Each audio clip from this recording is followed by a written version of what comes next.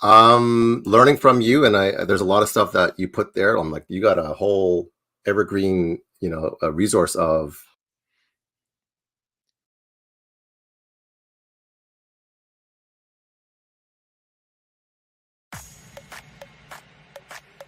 He is 100% worth it. He takes it to another level. Oh my God, I just fell in love with it. Thanks so much, Jay. Blew my mind. And it worked. I wanted to buy my thing. Jay is, I would say, the Yoda of sales calls, man. Just talking to Jay, he was so good at just taking what it is, seeing the opportunity and the value and the real reason we are making it. Talk to Jay because he got it. He can definitely help you out. Talk to Jay.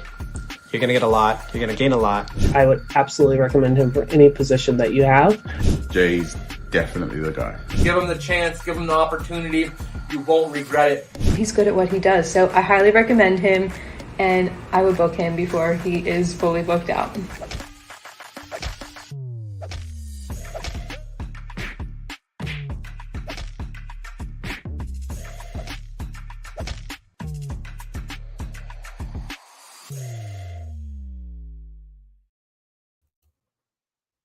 Okay, welcome everyone to the Sales Ninja Show podcast, and I am excited for my next guest. We're going to jump right in, and before I do, I'm going to do an introduction, and this introduction is a pretty impressive one. And this gentleman, this fine young gentleman, is the founder of Venli Consulting Group, and he helps B2B sales people earn $250,000 to $500,000 a year or more, and develop record-breaking sales skills with his coaching and training programs for reps and teams. And this special sales expert is also an official member of the Forbes Business Council and has also been featured in Forbes, Yahoo Finance, MarketWatch, and a lot more. He's a four-time Salesforce top sales influencer, a Wall Street Journal best-selling author of Six-Figure Sales Secrets. And prior to this, he was in corporate America for 14 plus years. And in that time, he worked for 2 Fortune 500 organizations and he was promoted over 12 times in only 8 years. He has won countless awards and has been ranked in the top percentile every single year. And in his last role, he led one of the top sales regions in the company with over 110 employees. His name is Marcus Chen, and he lives in Portland, Oregon with his wife, Sara, and son, Roman. So we're going to give you a quick intro and get started right away.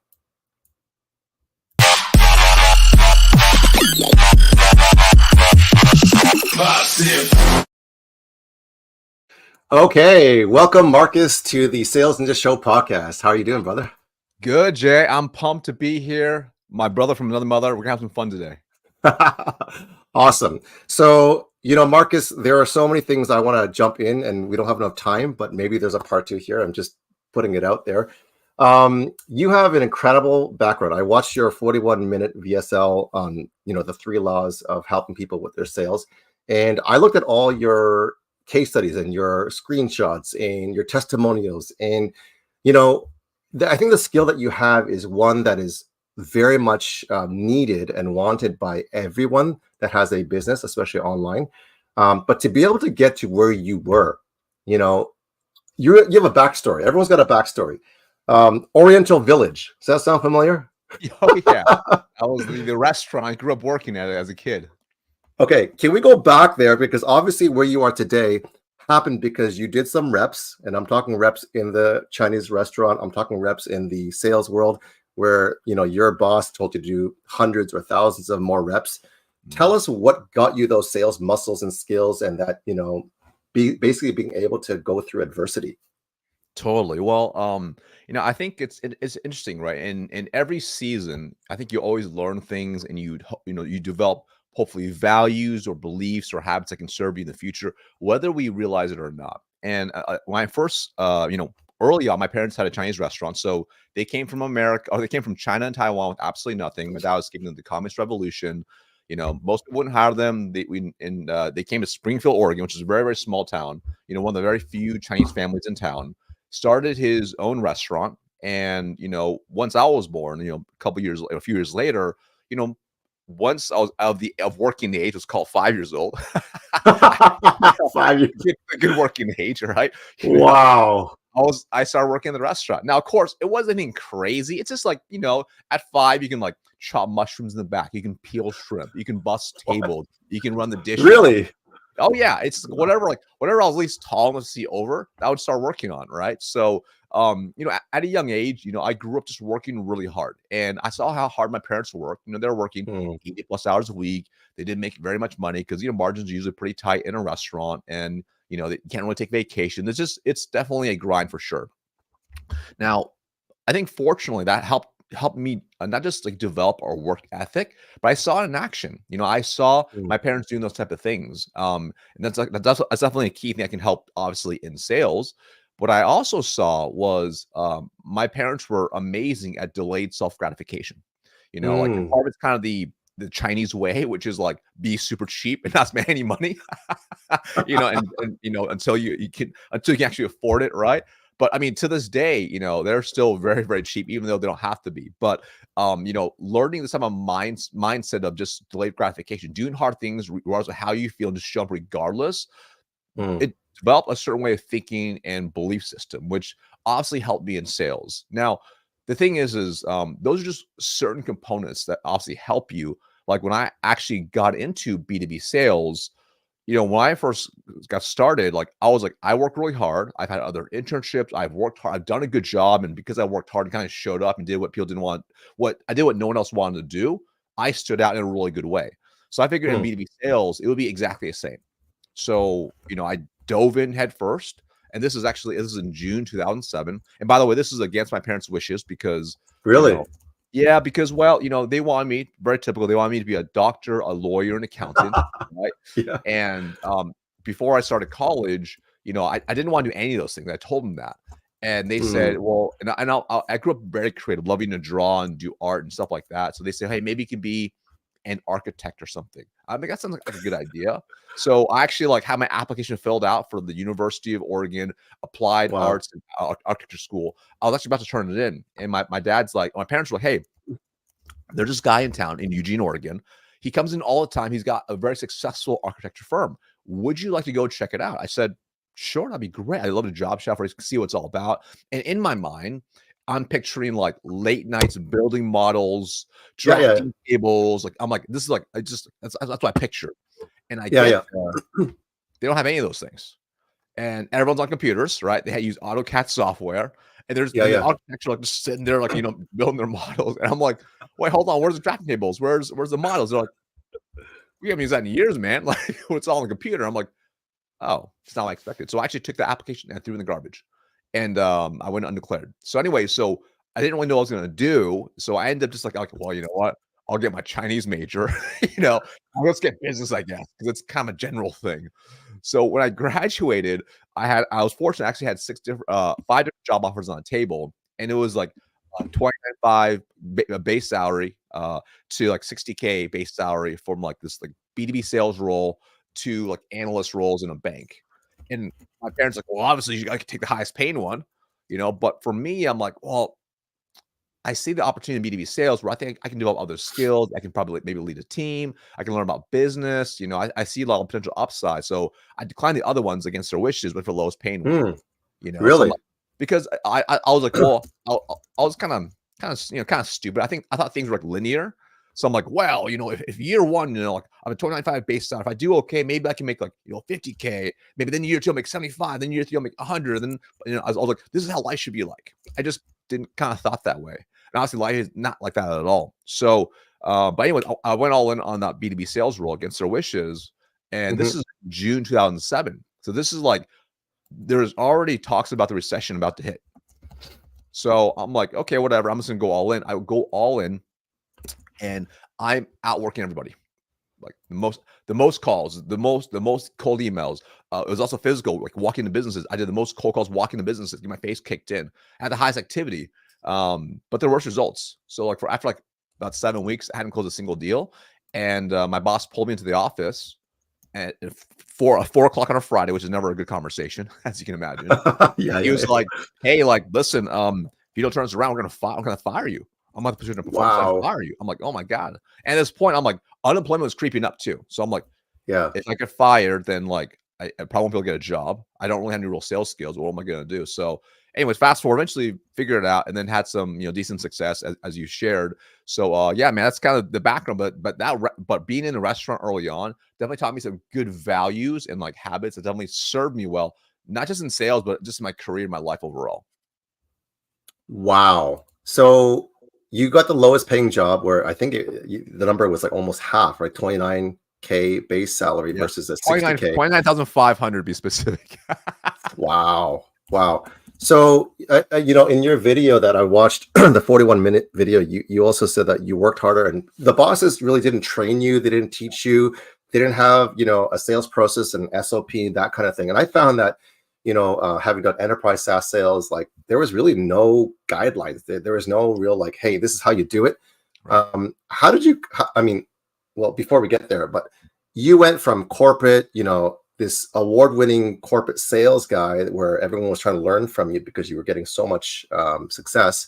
How did you switch from that to an entrepreneur? Because you had a cushy job, you had amazing commissions, 600, 700,000, close to $1 million. Like people would be like, you're living the dream. Like what? And I know the answer to this, but for the rest of the audience that's listening, why would you forfeit that? And your parents are like, you made it, to now going off on your own where it's a big risk. Super scary. It's super hard decision to make also as well. And here's the thing. I remember when I was in my corporate career, I never wanted to be an entrepreneur. I associate entrepreneurship with pain because I saw how hard my parents worked, right?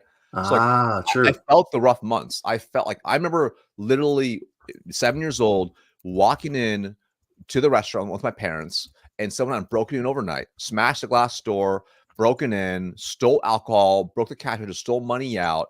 And I saw the level of stress and worry. And I'm thinking to myself, like, we're going to be homeless. To me, I felt that pain. I felt their stress. And, I saw how hard they worked.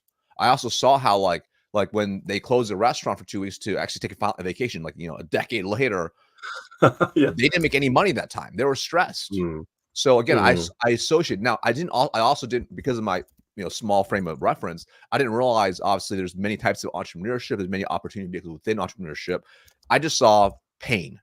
So I was like, there's no way I can do this. I'd much rather work for somebody else on someone else's dime and get paid to learn and build a long, stable career, have stability, and just do that. And that's kind of my plan.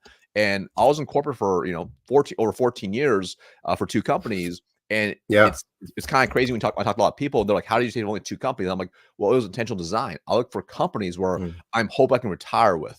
That's kind of the goal, right? So I remember fast forward. So it's called 2015. And at this point, I've been in my corporate career for 7, 8 years. And I'm like, life is good. Like I'm like 31, 30, around there. And I was running a team of 85 employees. I had influence, people respected me, I had results, I had the income, I had the dream home, I had the dream cars. I'm like, looks good. And what was interesting was around that time, I'm like, whenever people think about what's their mission, what's their why, I realized at the time I really had no idea. And I realized what had really driven me for the last almost decade was fear. That's what it was. It was operating out of fear of just being poor and homeless and not having stability, just because of my upbringing. And I remember reading actually a book by Brendon Burchard called High Performance Habits.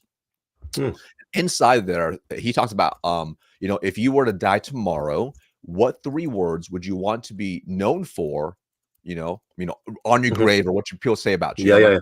What is that? It took me a little bit to figure out, and I realized it was 3 things. And these 3 things helped kind of shape my future. But the first one was like, number 1 was influence, and not in like a cheesy influencer type of way, but to like have a positive impact to anybody I interact with. So this could be a server at a restaurant. This could be the custodian. This could be the audience who's watching this. This could be clients. This could be people online, whatever. It was, if I could influence them to help them in some way, shape, or form to add some value to their lives, that would mean a lot to me. So that's something that was number 1. The second thing was legacy. Now, not in like a cheesy, like, I want to build a legacy, but more so like the people I've influenced. Hopefully they can take those things they hopefully have learned and influenced by to impact other people. So to me, that was really powerful to basically almost have this like network effect of just impacting other people, right? Very fulfilling.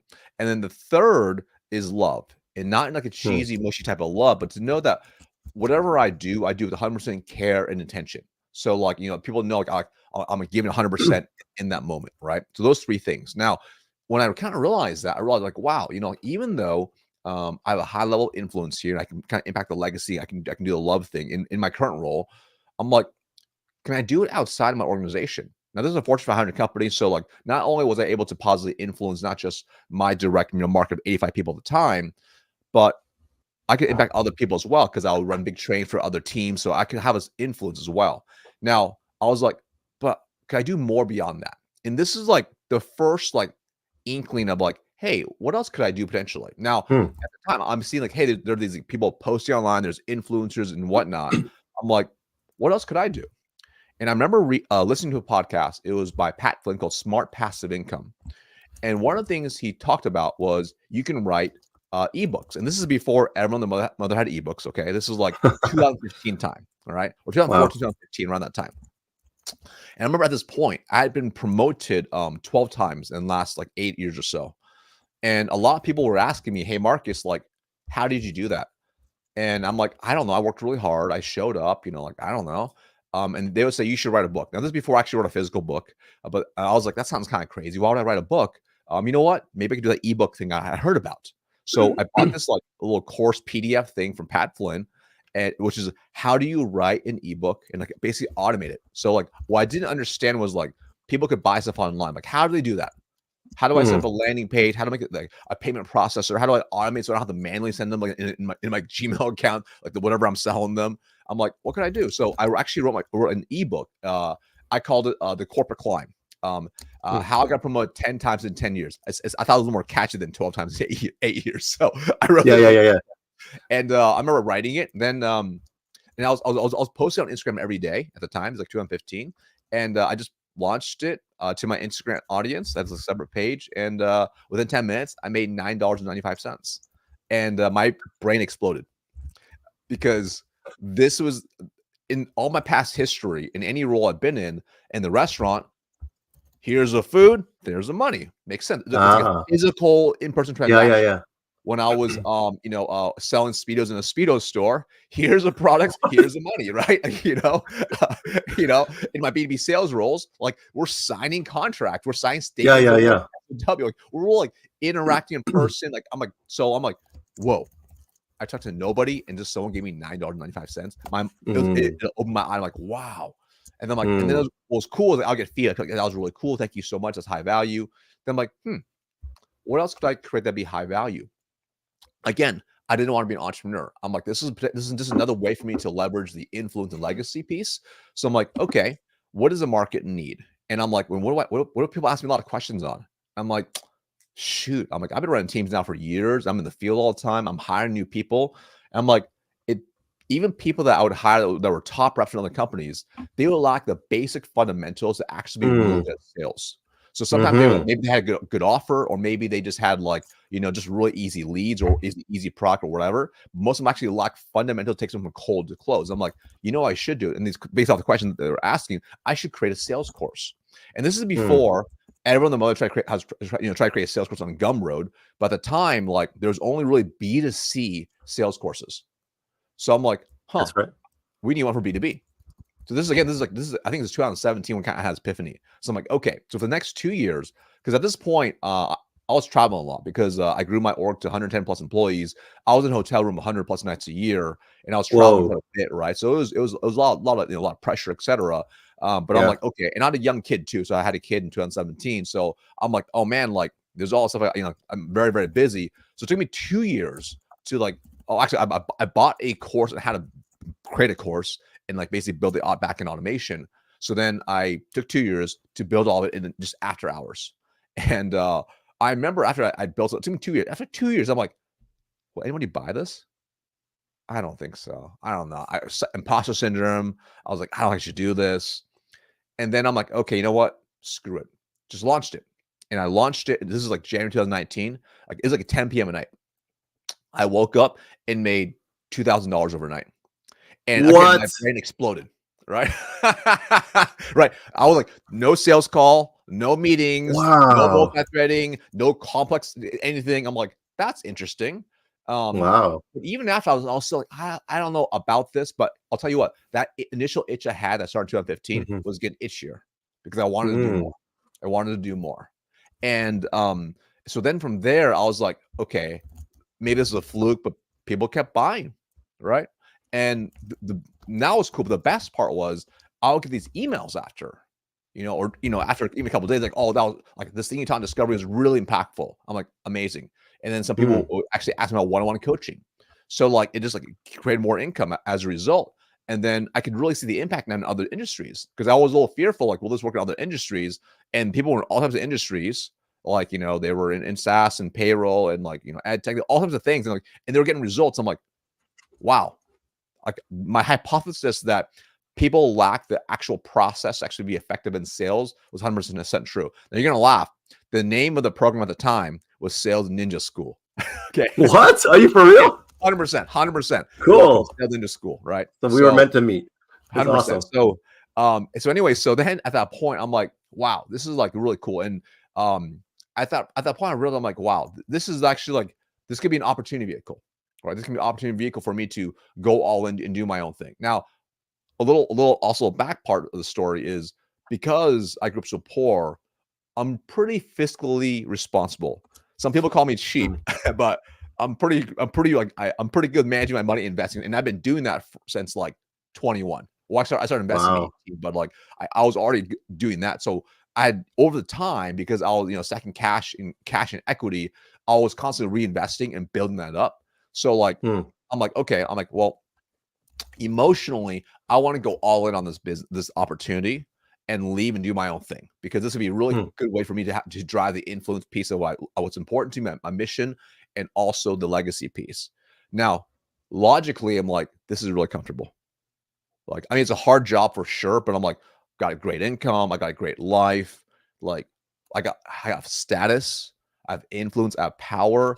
Like I'm flying around in corporate jets. I'm like life was looking pretty good, especially on the outside. But inside, I'm like, I think I can do more.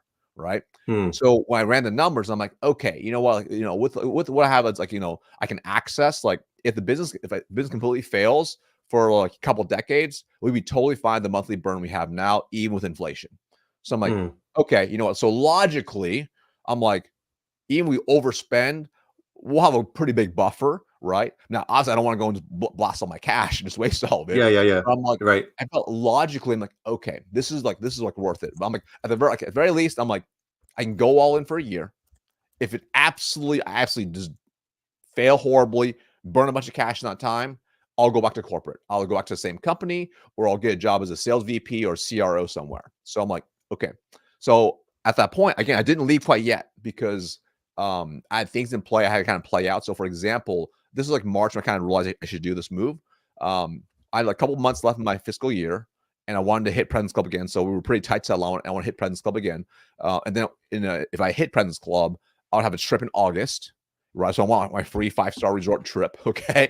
And then I would also had stock I was going to invest as well, and there would be an earnings call in September, which would increase the stock price, so I can cash out and build an extra buffer as well. So hit President's Club, had my trip, timed it all out. Literally the day after the call, I'm out. So that was September 2019 was the day I officially started my business.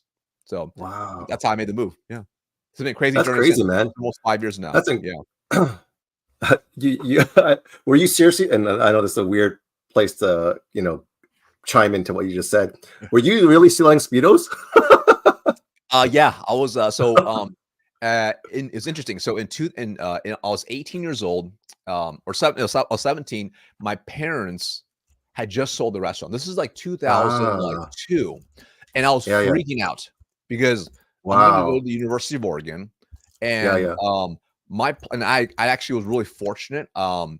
Because I applied and did all these things, I actually ended up getting a full ride to school there. Wow. But it didn't cover like other stuff, like, living expenses. It didn't cover like books. So like it covered like the tuition piece. For the full time. So I'm like, okay, that's really cool. But I was depending on the restaurant. Like, they paid me at that point, fortunately. I was depending on the income from there. Even though it was like minimum wage, I was depending on the income to cover everything else. So when they sold, they sold like summer before I started. I'm like, what am I like? Where am I going to make money? right? And I'm like, okay, so I have to get an actual job somewhere else. I never applied anywhere before. I never like worked anywhere else outside my parents' thing. Oh So, wow. at that point, I first applied kind of like they had classified ads back then on Craigslist, and I kind of Yeah, applied yeah, and didn't yeah. get any interviews. Like I remember even Wow. like trying to get a job at the gym at the school, and they hired everyone. I didn't make it to the interviews. Really? Yeah, I know. Yeah, I know. So I like literally, I'm like, oh my god, this is so hard. And I was talking to my swim coach. I was still swimming. I swam competitively year round. Oh, okay. That's where the speed of things came in place. And I gotcha.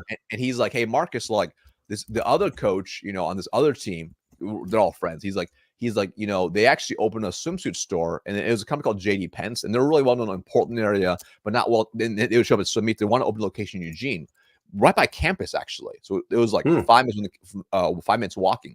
So he's like, you should talk to Bill and see if maybe you can, maybe get a job there. I'm like, great. So I talked to Bill, and he hired me on for minimum wage. And it was actually a really fun job because it had a retail store, so people would come in, for retail stuff to buy, Speedos and other gear. But then we'd have competitive swimmers come in and do that as well. And then when there were swim meets, I got to go to the swim meets and run the events. So basically, what I would do is like I'd wake up at like 4 a.m. or 3 a.m. depending on where it was. I would drive to the store. I will load up their 1997 Ford Ranger pickup truck with a canopy, fill like boxes of Speedos and competitive swim gear, fill it up, drive an hour or 2 hours to that whatever town that was in.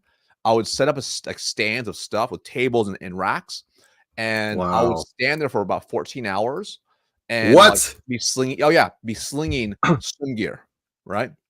And what's funny is because like they'd only send just me, right? And really?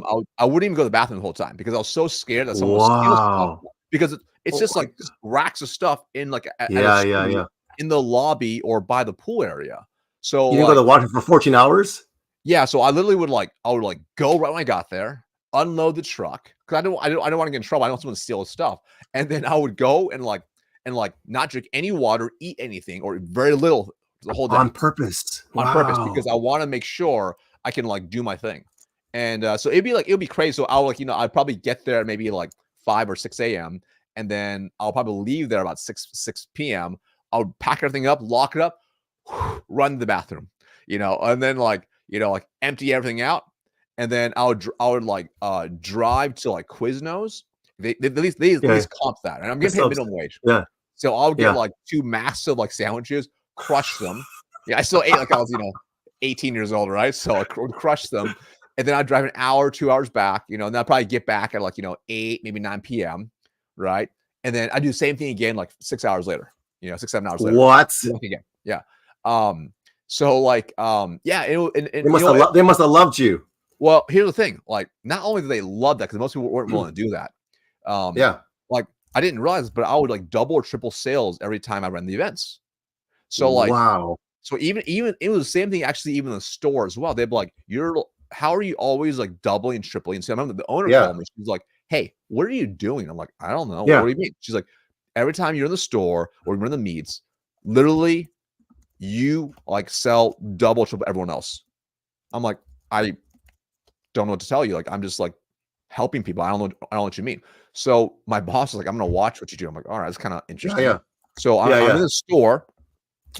He's watching me the whole day, and then he's like, I got it. I see what you did. I'm like, okay, tell me, what did I do? It's kind of when you have to talk to people who do well in sales. Most of them they have no idea. They're like, I just work hard. I just do this. I'm like, no, there's always these things they don't realize. There's a process. Process. Exactly. So they're like, okay, a few things you do differently. Number one, so most of the retail associates would just sit behind the computer. People come. It's a very small store. They're like, hey, welcome in. I wouldn't. I literally they came in. I already saw them pull up. It's all glass. I'd open the door for them. Hey, welcome JD Pence. How can I help you today? So they're already kind of surprised. It's just the restaurant guy from background. I'm like, that's what you did. So yeah. Oh, and usually they'd be like, oh, listen, we're just getting some we just need to get a new swimsuit for practice for my kid. I said, okay, cool, no worries. And then they kind of push me on the door. I kind of take a step back, they're at ease. They're kind of going. And if they had questions, whether they had questions or not. So let's say they came up and they say, cool, we're going to get this whatever, whatever, it's a drag suit for practice. And I would say, okay, cool. Like I was like, can I make you a recommendation? Because oftentimes, because they didn't understand the fabrics, they would get something that fall apart in chlorine, in this type of example. So I'll say, hey, would you be okay if I made a recommendation? And they're always a little more resistant, like, oh, I'm not sure, like they're going to try to upsell me. I'm like, there's nothing wrong with this suit. This is a great suit. The only thing is, this is actually better for racing. They're like, what? I'm like, yeah. So like the material is made of Lycra versus if you utilize something like, say, polyester, it's just a little more durable and it lasts a lot longer. So you don't have to keep buying new suits.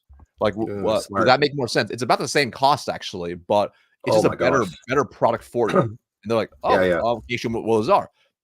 Now they're building trust, right? And then they get in that now say, hey, listen, so like, do you already have backup goggles for practice? They're like, what? I'm like, well, think about it. Like, how many pairs of goggles do they have? Like, well, one pair of goggles. Like, okay, what are they using for? They use it for races. They use it for practice. I'm like, okay, like, has it ever happened where you're at a meet and the snap breaks? They're like, yeah, it's really stressful. I'm like, exactly, because chlorine eats away at the straps. So this is actually why most people have a racing set of goggles and they also have practice goggles. So they don't have to have that risk. Like, oh my God, that's a good point. And before you know it, like that single order, like they suddenly got practice goggles, and then they realized they need racing goggles, and they also need a racing suit, So before you know it, that order would like, double, triple, quadruple, because I wasn't trying to sell them anything. I was merely educating them and helping them on a better way of doing things. That's all I did. And I did the swim meets too. That's all I did. It wasn't any crazy. Well, see, that's the thing is like when you're in your, I was just doing a workshop with one of my clients on Ikigai, the reason of being, the purpose, and finding your sweet spot. You are, operating in your sweet spot, and your boss had to kind of like see what you didn't see at the time, that there was a process of, not hard selling, but educating, trying to help them make a better decision. And I can see how and why you did so well, because you're just giving them some permissive-based consultative selling where you're giving them some, amazing education so that they can actually save more money, be better prepared, and actually get ahead in life or in their competitions. So that's brilliant. So one of the guys asked, were you compensated well for all that work that you did selling those Speedos and doubling and tripling your sales? No, not at all. I think what? I think minimum wage was like $7 or $7.50 an hour, something along those lines. I remember those days. I remember it was definitely like it was like whatever it was. That's what I was getting paid. But I did get to have 2 Quiznos sandwiches on those days that I was at the swim meets. That they covered? Exactly. So like I think, but at this point, I didn't even understand the concept of commission. That wasn't like a thing in my mind, right? So that's so true. I had no frame of reference. Like I'm just thinking like, hey, I've only known it working, getting paid by the hour. So like, my parents pay me by the hour, and I also got tips as well. So I'm like, that's really cool. So I got a little bit of results-based performance, but I wasn't thinking that way, right? So I'm just thinking like, this is really cool. If I do certain things when I'm actually at the food booth or at the restaurant, we'll get more tips, right? So like, it was just a different time for me, because I'm 18, 19. I didn't even know about commission rules till like probably like college, like a little bit later in college. I think it was when I was getting recruited to do like sell vector knives. I never did that, but I'm like, oh, that's interesting. That's an interesting concept. I'm like, I used to work a minimum wage. It was $7, similar as you, so we might be similar ages. But I was doing warehouse work for my dad's. Is pre Costco, where they were doing warehouses that provided confectionery and different products for variety stores and hobby shops and stuff like that. So I did that for 7 years, and I remember one of the gentlemen that had his own office. He was an older Jewish man, and he had a ragged, ripped hat, ripped shirt, ripped jeans, and he had hair looked like he was a homeless guy, like a hobo, right? Yeah. And apparently he had a mansion and like 5 supercars even back then. But the police thought he was stealing the car because of the way he was dressed. So on his his Camaro convertible, he would get pulled over by the police and say, "Whose car are you stealing?" What I found out at an early age was he was the top seller, and he was 100% commission based, and he had secured the contract for I'm in Toronto, but all the Ontario provincial parks, he had secured all the contracts for them, which is why he did so well. Now, this might be a stereotypical question, but you and I are both Asian. I'm Korean, you're Chinese, but discrimination, martial arts, did any of those have a play growing up at all? Oh yeah, of course. I mean, it's interesting, right? I grew up in a predominantly white town. I remember like going to class, like especially like when I was younger, if it was like 30 kids, there maybe be 1 or 2 Asian kids, right? Yeah. And then like maybe 1 black kid. And for sure we were all friends. like, just like natural bond. Yeah. And of course, like, and early on, I got made fun of a lot, especially as a young kid, because I didn't start speaking until I was 4 years old. And when I did speak, I had speech impediment. So I had to go through speech therapy for years. So people made fun of me. So I was very, very introverted, didn't really talk much because I didn't know how to communicate, if you will. Now, what's interesting is like, as I started getting older, people would make fun of you. And actually, I never took any martial arts. I wanted to. But growing up, I think because I didn't know how to communicate well, I didn't know how to manage my emotions, I would get angry a lot. So I had like a temper problem. So my parents were like, oh no, like, if we put you in martial arts, you're just gonna beat all the kids up, and early on, like I had some aggression issues because I didn't know how to communicate. Like my mom's like, we were 5 years old, you just knocked this kid out. I'm like, what? What? For real? Yeah. She's like, you get angry, you'll punch things, right? So I'm like, that's how it was. So I never got to do that, to take martial arts. But of course, what ends up happening is like, being Asian and being very one of the few ones, like you get teased a little bit, right? Like, oh, my last name is Chan. Like, oh, are you related to Jackie Chan? Oh, it's Bruce Lee, your dad. Like, you all know martial arts. And the thing was like, I don't think kids were trying to be mean. They just they're trying to build a bond, even though obviously it was kind of in a weird way. So as a kid, I'm like, ha, no, or my dad is Jackie Chan. What are you gonna do about it? Ha ha, just kind of play it off as more defense mechanism, right? Like it's just a lot of times I find like they just have no idea, And obviously as I got older and like I went to university, far more diverse, and it was actually really cool. But like, all right, cool, like there's like more people just like me, like that's kind of nice. But for the most part, like for sure, there's weird type people that would discriminate or just say things that were like not right. But I'm like at the end of the day, I'm like, okay, this dude's like 80 years old. He grew up in a totally different time. Like, if he's gonna tell me that he likes Oriental rugs, like he likes Oriental people, all right, it is what it is. Okay, like, I'm like, all right, man. If he's gonna say, do you people celebrate Christmas? I'm like, oh, what? Oh, you mean Americans? Because I'm born in America, sir. Yes, I do celebrate Christmas. Yes, I do. My goodness, I rolled it.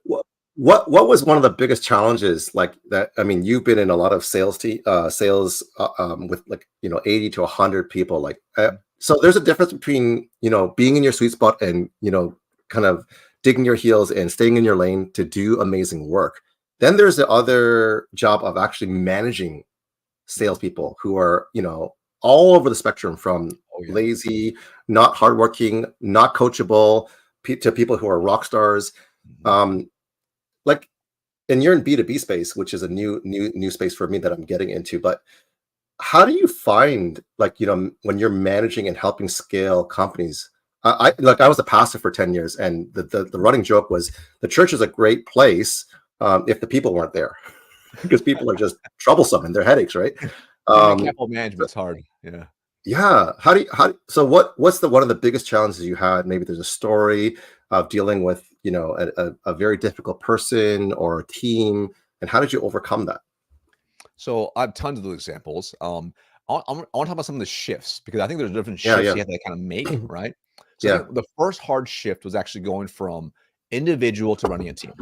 Like that is like super hard shift, because the things that probably made you really good in sales, like, being like type A, running a tight process, like being like super like anal retentive and like micromanaging part of the process, and like being super in the weeds, knowing your numbers and like micromanage yourself in a super like deep level, it aren't always the same ones that's going to show well as a leader. Right. Yeah, because now you might come off as a micromanager, trying to control people, etc. Right. The first thing I realized, and this is a big epiphany, was the people on my team, the people I bring in, they are not me. and I should not expect them to be me. So that was like the first mistake I made, which was I remember like it was January 2008, and first 3 months in sales, I almost got fired. Fourth month, number one. Fifth month, number one. Sixth month, number one. And my boss said, "Hey, Marcus, we want to give you an opportunity to lead people." I'm like, "Oh my God, I'm getting promoted. Amazing." He said, "It's not a promotion." Okay. What do you want? What do you want, Bill? He's like, "Okay." His name is Bill actually as well in this role now. Different Bill, obviously. He's like, "Hey, listen, there's another operation. We want you to take over. It's a small operation. There's only 2 salespeople, but we're not going to promote you. We want you to go over there. You're going to have your own territory, own number to deliver, and you're going to like work with them. You're not the boss. They don't report to you because you're all the same title, same everything. We're not going to pay you anymore.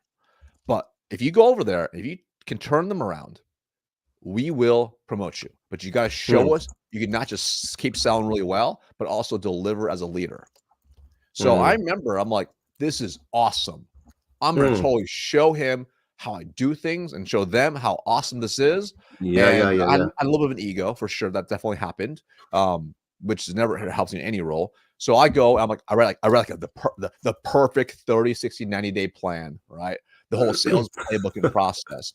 And like day one is January 2008. Day one, I go in there and I'm like, "Hey guys, this is what we're going to do over the next like 30, 60, 90 days. We're going to do this. This is, I have a whole plan. I'm like, because you've been doing these things wrong. And that's why this is behind. This is why they're going to close this operation. Like, I'm going to turn this around. Like, we're going to turn this around. We're going to be awesome."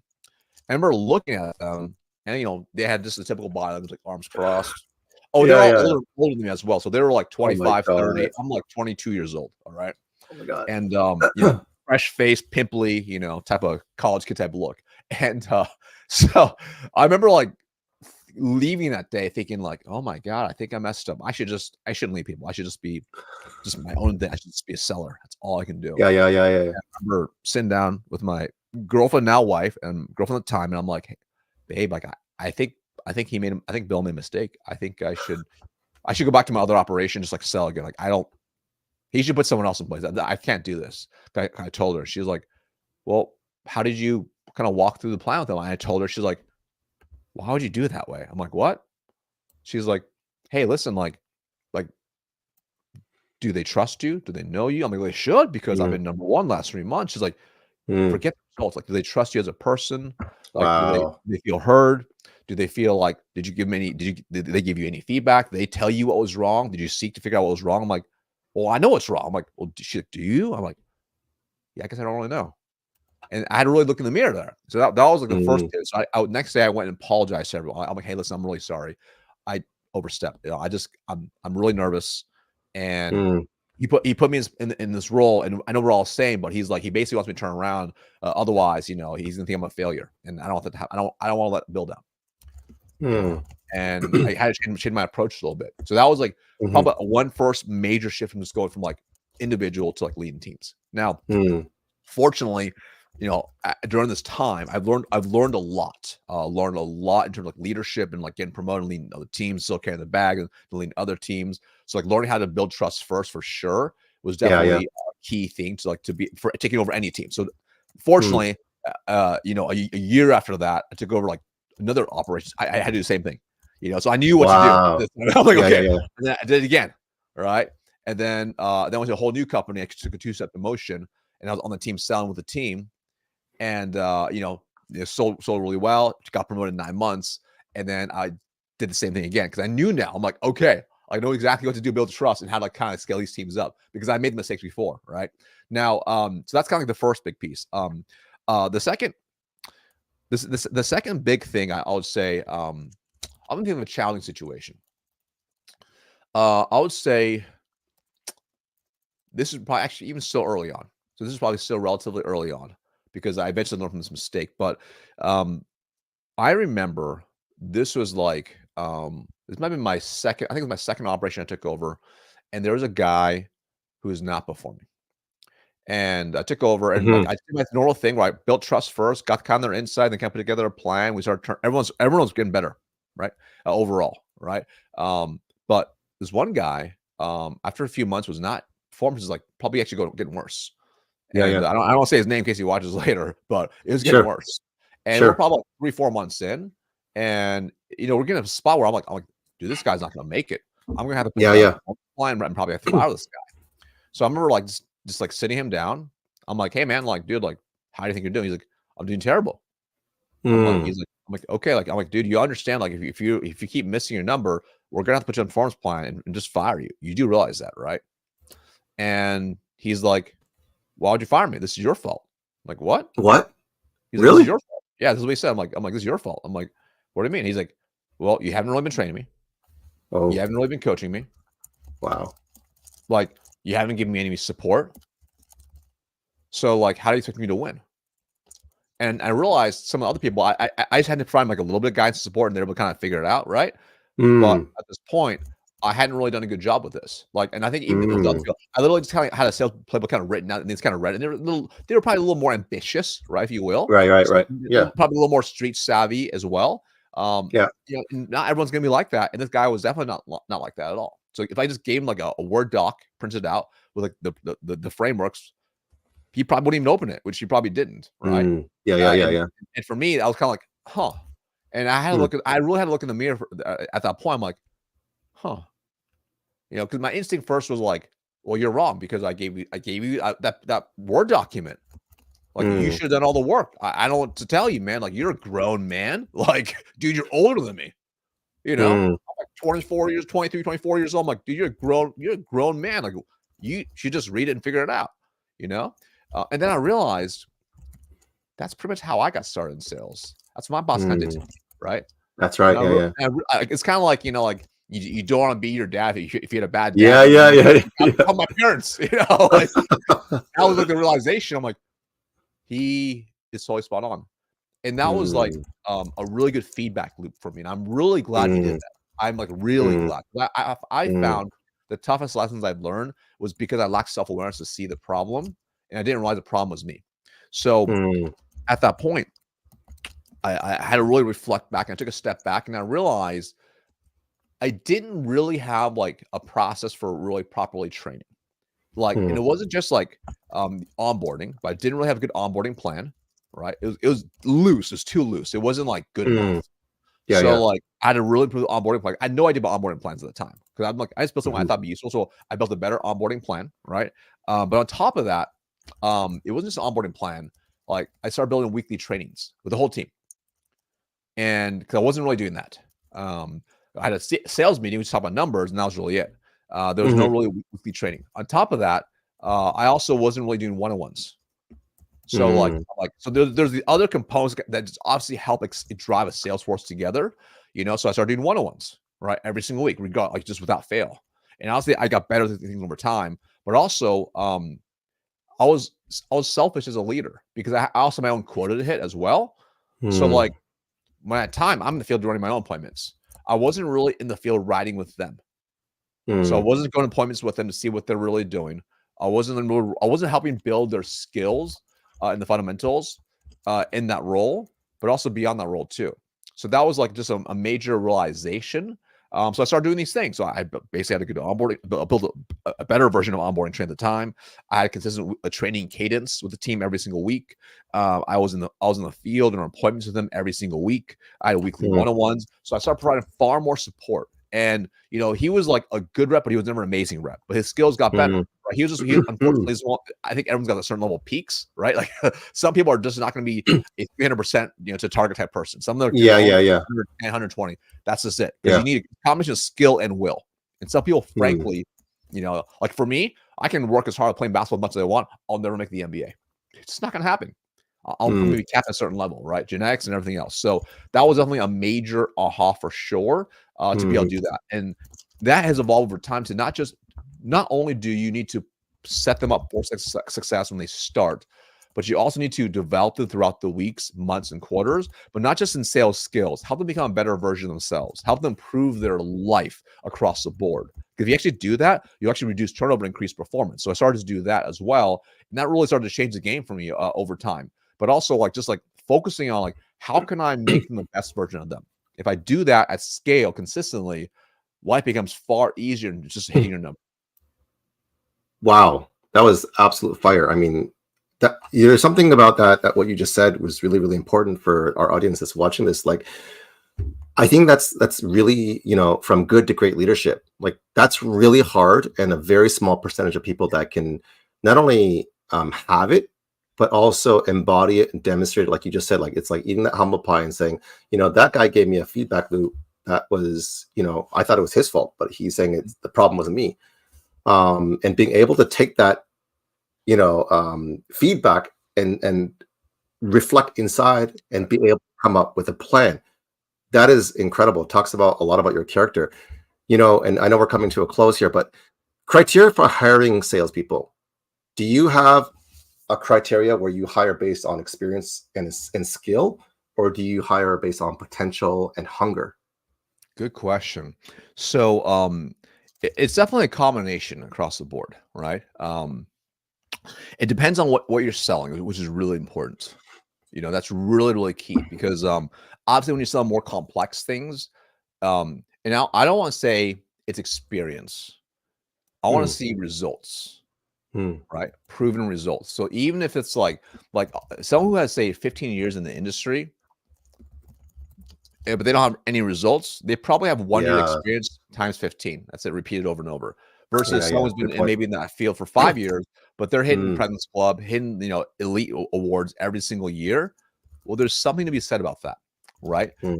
So it depends a little bit what you're selling, but also depends on, like, okay, what's your comp plan going to look like, and can you attract the right type of people? But I think aside from the skill piece, I'm going to look for character. I want certain components of character, because, like, I found if you can hire based off the values they already live and embody, it's far easier, right? Because I'll take someone with the right value, generally speaking, take someone with the right values who display it. They don't just talk it; they live it. They live the values every single day, right? With zero experience, but they have the right value alignment. I'll take them, generally speaking, over someone who's got 10 years experience, but a misalignment in values. So I'll give you a really good example. So, like, I remember I was interviewing this guy, and my team I was a director. My team wanted to hire this guy, and I interviewed this guy. He was making he would work like maybe 3 months out of the year. He worked for it was a B2C offer, and he would make about 150, 200 grand in about 3 months. He was selling door-to-door residential like alarm systems, right? Yeah. This is in Utah, right? So he would during the summertime, he'd move to like Texas for 3 months and like work, stack money, go back, take care of his family of 4. And my sales manager, the general manager, and everyone else in the interview were really impressed with him, right? And on paper looked amazing. So I bring him in. He's definitely confident, get this level of swagger. I'm like, cool, makes a lot of sense. I like confident people. And I remember asking him to show me how he sold. Like, show me how you close, right? Like, show me how you close. Because he actually had a little portfolio. He had agreements in there and stuff. I'm like, show me how you would present, because he would sell these 2-year contracts for stuff. And the industry I was in, it was 3 to 5 year contracts at minimum. So you need to have a level of certain skill to be able to get people to say okay to that. So he pulls it out, he takes it out, he folds it over in a certain way, and shows me in pitch. It's very, very smooth. I'm like, very smooth. And he asks for the close. And I pause him and I say, hey, why did you fold it over like that? He's like, well, what do you mean? I'm like, well, I can't see the whole contract. I can't read everything else. He's like, wow, this is totally fine. This is pretty standard. This is what everyone does. Like, I already served your other neighbors. He's just act like an objection and just like rolled into it. And they're like, let me see a contract. I pull it open. Of course, all the terms for how long it is behind the fold. And I realized very quickly, I'm like, were you taught that? He's like, well, yeah, but it's pretty normal. I do it all the time. It's not a big deal. I'm like, okay, well, like, what? It's a 2-year contract though. Like, don't you get objections about that? He's like, well, only if they know. Oh, I'm like, man. So like, I'm like, okay, like, I'm like, that's not the type of business I want to do. Like, I want people who are good at sales, but I don't like deceptiveness. I don't like lying. Not good. Can't have that. Because not only is it not good values alignment, but on top of that, from running a business perspective, that's a lot of churn on the back end. Yeah. So on the back end, you have churn, you have people trying to break contracts, you have issues, etc. I'm like, this is just a nightmare, and this is what makes sales teams look really bad, right? So like that's why the values piece is really, really important. Like you have to have the right values. If they don't have the right values, like if they don't like if I value detail orientation and they're not showing their detail orientation up front, we're probably gonna have a problem, realistically, right? If they show they're kind of sloppy and showing up late, that's gonna be a problem. If they show they're not coachable, that's gonna be a problem, you know. So I remember I had an example of a guy. He actually had zero B2B sales experience. He had B2C experience selling in gyms, really successful. He was one of the youngest GMs at Bally's and Bally's is around, tons of records, very successful. You know, did really, really well for himself as a young kid. And the company I was working at was he's actually a referral, so on the team, and pretty buttoned up, clean cut, clean shaven. You know, wear like a shirt and tie at least, if not a full suit. Yeah. And I remember, like, first off, like this guy, and I was a brand new sales manager at this company at this point, and I just got promoted. And my team, I know, is a dumpster fire. I need to get rid of people on my team. I know that. I need to hire some fresh blood in. It's gonna be rock stars. And he was actually one of my first interviews, and he shows up 40 minutes late. Okay? Whoa, 40 minutes late. 40 minutes. That's crazy. So I'm like, I had like an open encounter for interviews. I'm like, okay. So I remember calling him on the hour he's not there. He's like, oh, hey, you know, he's like, I'm sorry. Like, I'm just a little bit lost. I never drive this area. I should be there soon. Right. So I'm like, okay, pretty professional, but like, we'll see. I'm like, I'm kind of desperate to find good people. Let's be real. So, you know, 40 minutes later, I see this like decked out BMW M3 pull up, right? Ooh, blacked out car, blacked out windows. Yeah. Bunch of front. I'm like, dude, is this a guy? He walks in like he's like, you know, not like a clean cut beard, just like I can tell he just hadn't shaved, just like unshaven. He's got like a polo that's like unbuttoned down to here, like his chest hair's popping out. I can see a gold chain, like got a couple gold bracelets. He's like a super like fancy nightclub jeans and like dress shoes. And I'm like, this is so strange. This is like a referral internal. Who this guy? His buddy is like ex-military, super clean cut. So I'm like, so I've kind of pictured like he would told his buddy. So this guy comes in, and I'm like, okay, I don't know how this is gonna go. Like, I'm just gonna have a conversation with him. Fantastic interview. Okay. Really nailed the interview. I challenged him on the close, etc. And he was like, you know, I'll be direct. I'm sorry. I actually did not realize I should have asked. You're right. I'm like, okay. He wasn't like defensive or weird. Okay. Yeah. I'll entertain a second interview. Right. So like, second interview, I'm gonna bring him for a field day. I'm like, it's gonna be at 7 a.m. Right. So I'm like, don't be late. 6 a.m. he's there. Okay. Oh, nice. Right. Completely shaven, buttoned up, full suit, decks at nines. I'm like, okay. I think we got something here. I think he'll be coaching. Yeah. So like, anyway, brought him in. Now there's definitely something I had to kind of coach through, right? But like he ended up being one of the top reps consistently. He's actually still the same company still. Are you serious? Yeah, we're very good friends. He's been there for 10 years now, and he's been promoted to the club. He went from like he had all his credit card debt, so he looked fancy, had a lot of debt, right? And I actually helped manage his debt. But anyways, he just sent me a text actually on Friday, right? Because his life's been incredible. We're very good friends. He's my first hire, so I was like connection with us deep. And You know, he sent me a picture. He's like he loves cars still. That's his whole thing. His wife has a brand new, Range Rover Discovery. He just bought his 4 kids now. Little Discovery right there. They have dream house, dream everything. But he's just living his best life, man. But it's like that's why the values is so key. You have the right values. Sometimes it can offset everything else if they have the right alignment on values.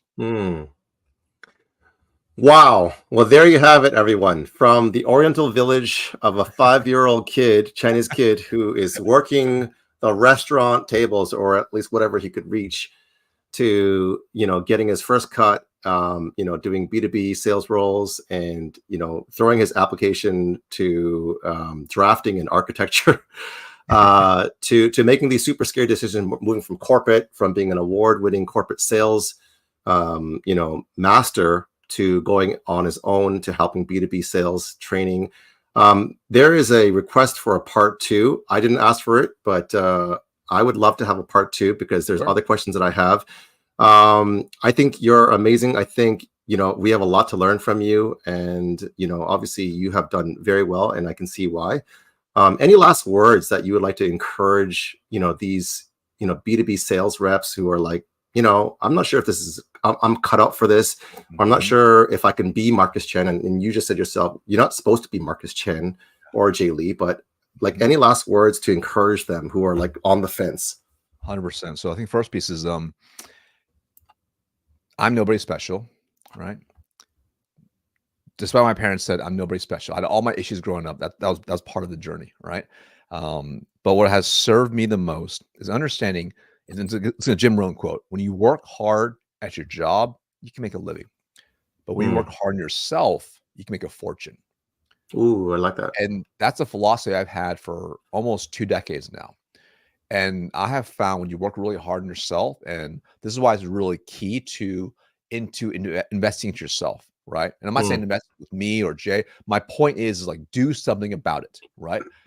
Get books. Watch YouTube, watch, free stuff on YouTube, right? Check out LinkedIn, vet those people out. But then like once you're in a position to invest in yourself, get coaches. It cuts your learning curve drastically in half. And I look back and early on, I didn't actually have any sales mentors, but I had business mentors. And that really helped me just shift my paradigm, because when you're kind of stuck in your little world, you don't see the whole forest. So what I encourage you, if you're thinking about potentially quitting, is take a step back and use a process I call MPP, right? This is a process I used to use. Even it was like, really for managing people, which is first off, you look at the M, the mirror. Okay. It's yourself. Okay. What level of ownership do you have? Right. Number 2, what's the process you're doing to try to execute what I'm trying to do? The process could be failed. It could be a combination of mirror and the process. Right. And then the third P is the people, who else out there can help you? If you start thinking this way, it's amazing how much faster you can achieve results when you find the right people to align with, because like Jim Rohn said, you are the average of 5 people you spend the most time with. Wow. And yeah, that's why proximity equals power. And it's so important that for me, I don't like to be the smartest guy in the room because I know I'm in the wrong room. So thank you so much, Marcus, for your precious time. I know we went over time. We will do a part 2 if Marcus is able to grace us with his, insights, wisdom, and presence. Yeah, awesome. So comment podcast if you want to be in the next Sales Ninja Show podcast. And, our heart and why is to help you to sell more, to give more. As a former pastor or someone who has struggled financially, it's really to help, the next generation and people who are struggling to really get to where they want to, and to achieve the dreams that they only thought was a pipe dream to become a reality. So Marcus, again, thank you so much for your time, and your insights and your stories are incredible.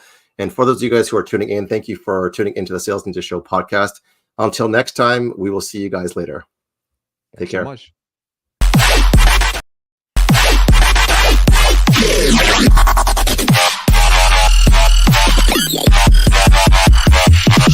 Massive.